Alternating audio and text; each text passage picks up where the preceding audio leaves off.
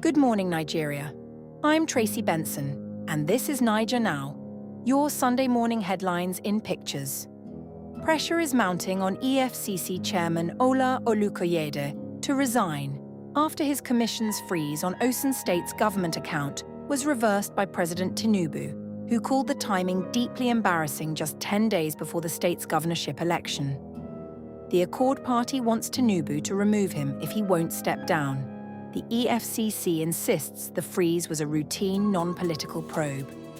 In Sokoto State, bandits stormed Tsamaye community in Sabon Birni, with 21 feared killed and 37 abducted, according to local reports. As terrified residents fled toward a river, overloaded boats capsized. 7 people were rescued, but 18 more remain missing and feared drowned. Thousands have now been displaced from the area.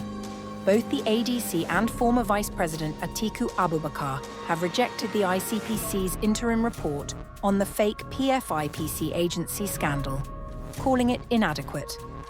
Atiku says the report doesn't explain how a fictitious body got federal office space, government vehicles, and a 1.3 billion naira budget line, and is demanding the presidency name every official who enabled it. Osun's APC and Governor Adeleke's campaign are trading accusations over a video that allegedly shows Accord Party loyalists administering oaths and handing out cash for votes ahead of next week's election. Adeleke's campaign denies any role and says he never authorized or endorsed any oath-taking. The video's authenticity has not been independently verified. In Delta State, a suspected vandal was crushed to death after a high-voltage transmission tower he was allegedly stripping for scrap collapsed on him. The Transmission Company of Nigeria says a second nearby tower was also seriously vandalized and is appealing to communities to report vandalism rather than confront live infrastructure themselves. Ogun State Governor Abiodun says 4 more suspects have been arrested in the kidnapping of the 7 Gateway Polytechnic students, who were rescued unharmed last week. Some members of the gang reportedly remain at large as the manhunt continues.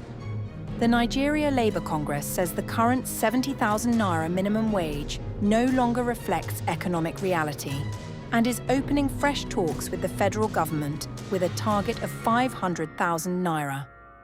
The government has acknowledged the wage needs review, but hasn't set a new figure.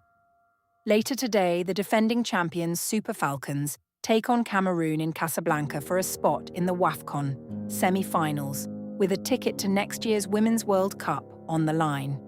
Kickoff is 6 p.m. Nigerian time, and police say 15,000 officers have been deployed across Osun State ahead of next week's governorship election, as the Inspector General warns against vote buying and electoral violence. That's your Sunday morning edition of Naija Now. I'm Tracy Benson. See you next time.